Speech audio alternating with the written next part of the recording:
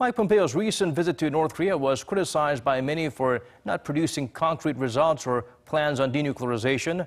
In response, President Donald Trump, along with his Secretary of State, outlined their trust and reasons for remaining optimistic about the developments. Lee Ji-won shares with us their remarks.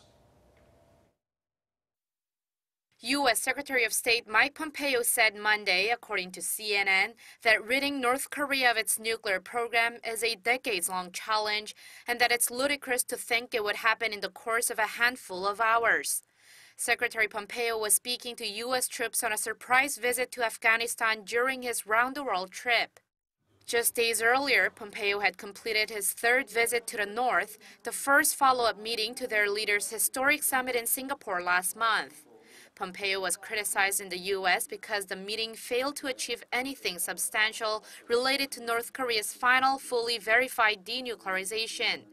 But in Kabul, he defended the outcome of his visit. He said the decades-long challenge will require North Korea to make a fundamental strategic decision. The North, Pompeo said, has told its people for years that without nuclear weapons, they would be at risk of being attacked by the West and by the United States in particular.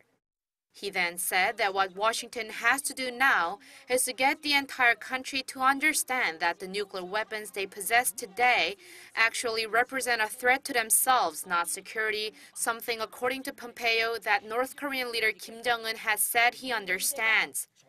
The secretary also laid out the steps to creating a peaceful solution, which he said would involve fundamental changes to the Pyongyang-Washington relationship.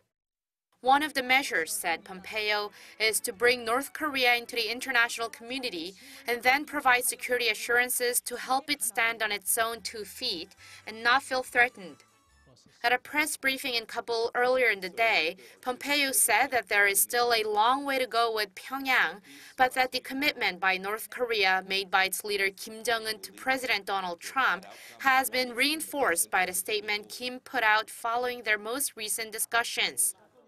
Trump also reaffirmed his trust in Kim's promise. He responded for the first time Monday to the latest high-level meeting between the two sides by tweeting that he believes Kim Jong-un will honor the denuclearization deal they not only signed, but more importantly, in his view, shook hands on.